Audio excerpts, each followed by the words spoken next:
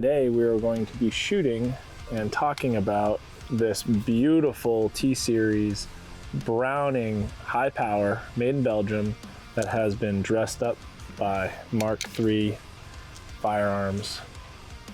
This is a firearm I left with them last July, and this is kind of like my dream gun, and they decided to turn it into a work of art, a work of functional tactical art. So it's a 1969 Browning high power, and what we did was we had front cocking serrations added, Cerakote, the aftermarket slide stop, which is really pretty. They added a beaver tail, ambidextrous safety, reprofiled the factory trigger, tuned the trigger up, beaver tail, anti-pinch hammer, doesn't matter, get the beaver tail.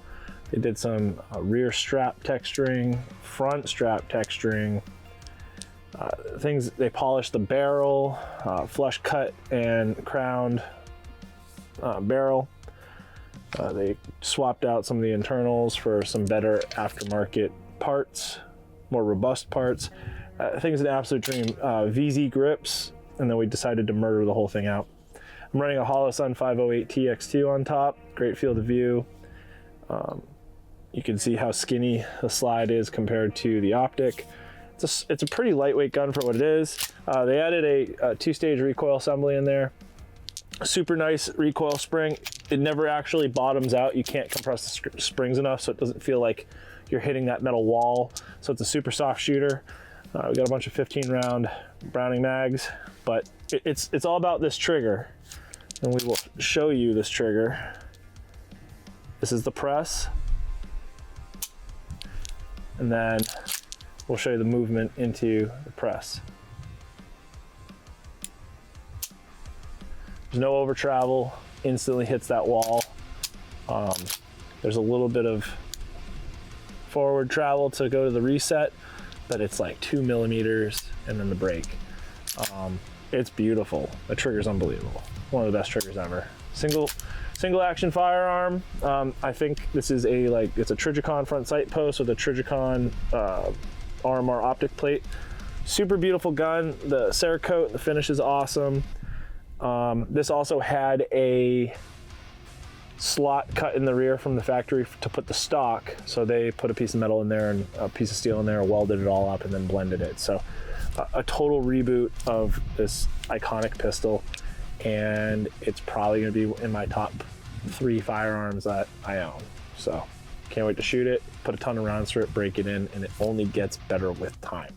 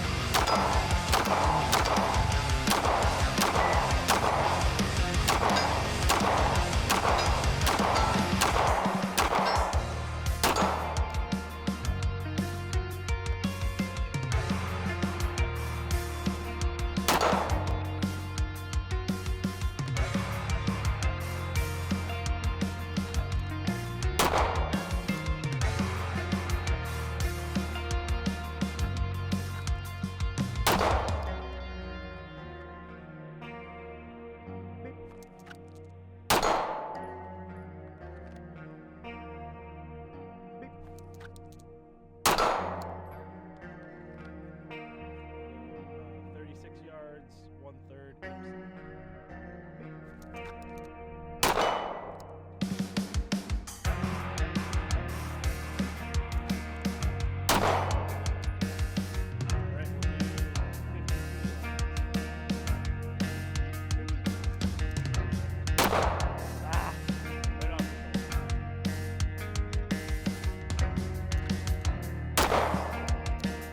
Right 50 yards, it's hard. Right now the 50-yard target is in the shade and my dot is in the sun and it's fucking burning a hole through the shadows. All right.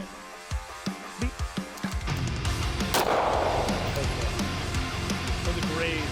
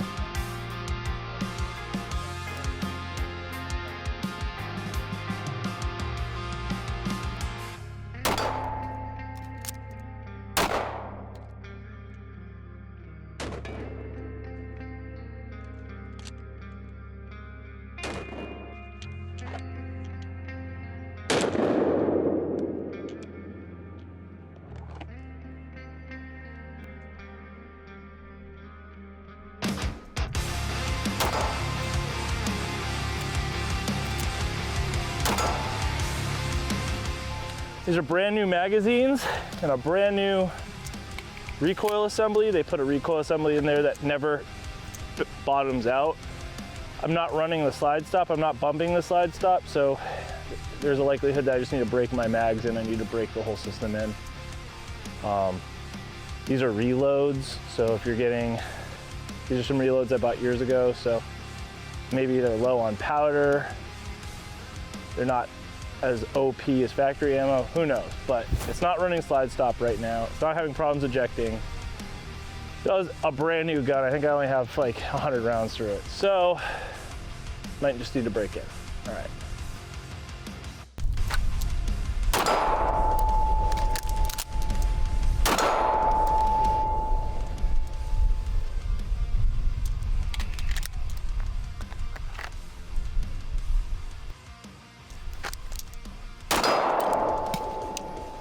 In my pocket, I lost it.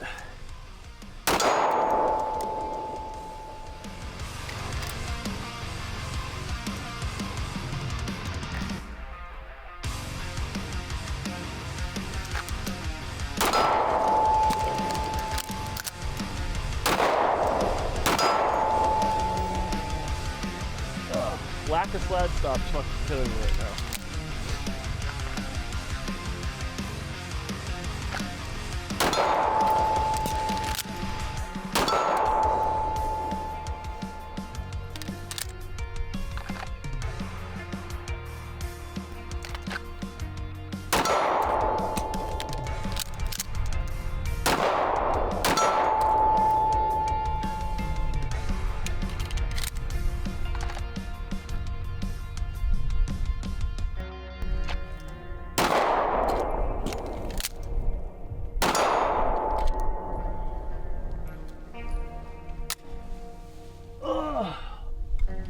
Brand new mags, brand new gun.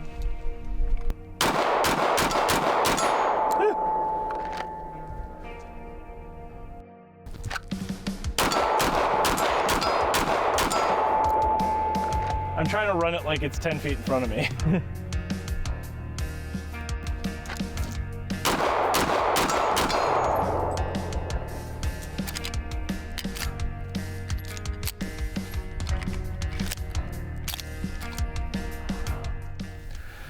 Again, we had a malfunction. That was a stovepipe. I was having stovepipes with certain mags. It's not going into slide lock on some mags. So it might have shortchanged itself because that recoil spring assembly in there is so tight, so new, needs to soften up. This is a super custom gun with modern day parts put into an antique firearm. So there are gonna be some nuances in the first 500 rounds. After 500 rounds, if it's still having issues, then we can call it a problem. But right now, I don't see any problems. I just see that it needs to break in.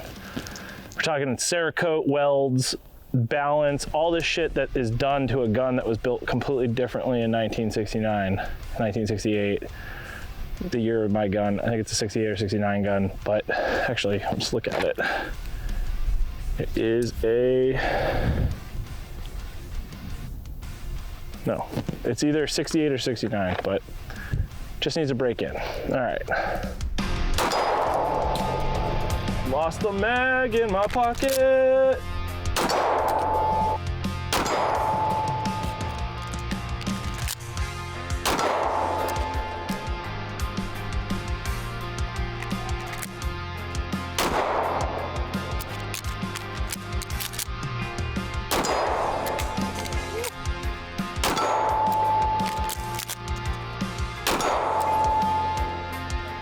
I like doing 1R1s on a new gun. You're just moving everything. Slide stops, safeties, triggers, mag releases.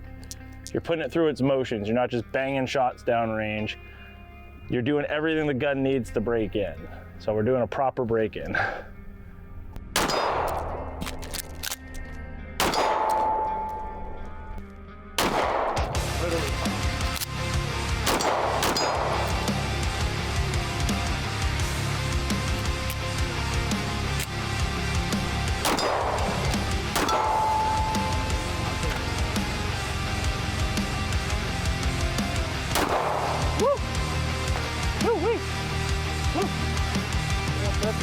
Bang one through my toe.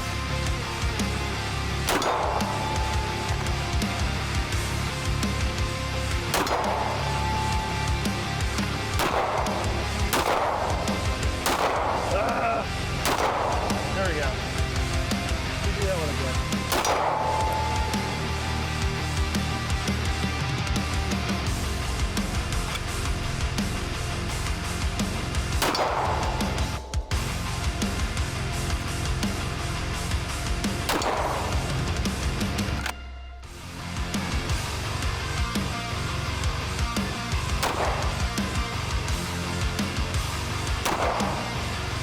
So since we filmed this video, I was able to diagnose the issue with the extraction of cartridges and the issue with the stovepipes. Now, Mark III used a new aftermarket recoil spring assembly, and the assembly had a brand new mainspring as well as a plunger that replaces the recoil assembly insert from the original factory insert, and that plunger has interchangeable springs in them. Now, that plunger system does not have wrench flats, so it's not easy to take apart, so I left the heavy spring inside the plunger. What I did was I switched back the main spring to the OEM factory spring that came with the Browning high power, and all my extraction issues and failure to slide block all disappeared. I could switch that around and run the new recoil spring and then change out that heavy spring inside the plunger to like the medium or lighter weight spring, but I want that heavier weight spring in there. That protects the T-Series high power from the higher powered spring,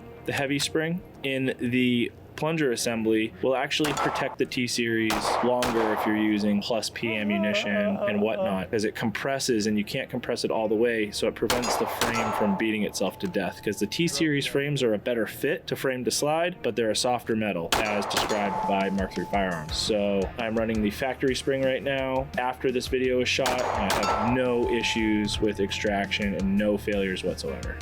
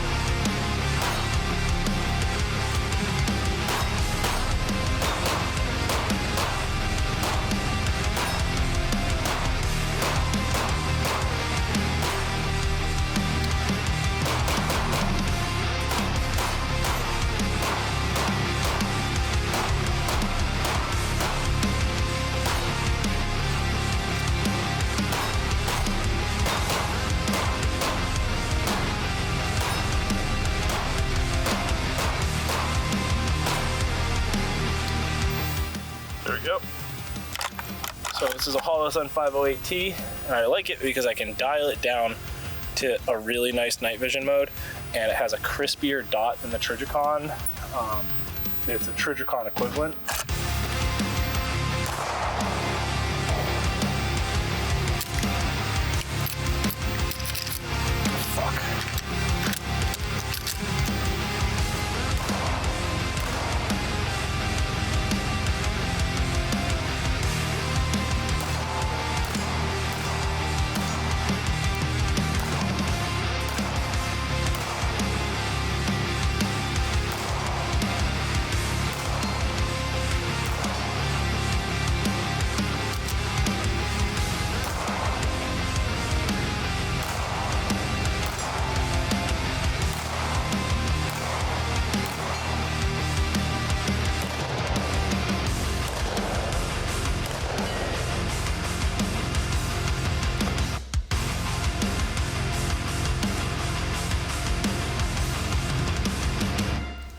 I'm unbelievably impressed by the work that MK3 Firearms did on this pistol.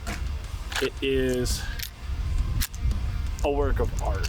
The fit, finish, the tolerances, the tightness, everything is super, super slick with this system. The front cocking serrations are awesome. I mean, there's nothing that's bad about the fit and feel of this firearm whatsoever. The grip is really nice, the knurling that they did on the back. I ride really high, so I am getting hot spotted a little bit here on my knuckle because the back of the, the back of the beaver tail is, a nice little edge of metal. But down the line, once I burn the finish off of this gun, I'll send it back to them just to polish that corner and give it a fresh Cerakote. So that would be one thing for me. If I had known like how the beaver tails feel, I probably would have had them kind of blend that little spline right there where it's nice and flat, right where it meets the texturing on the beaver tail. If I could blend that corner just a little bit, might feel a tiny bit more comfortable for my hands. But again, that's me. My hands are huge. I mean, you can see how big my hands are on this gun. The gun disappears.